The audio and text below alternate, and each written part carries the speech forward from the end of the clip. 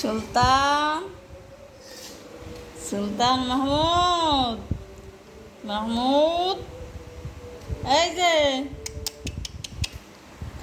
যে পাখি কি করো তুমি? কি কাজ করো তুমি? এই পচা মারবো ওইগুলো করে।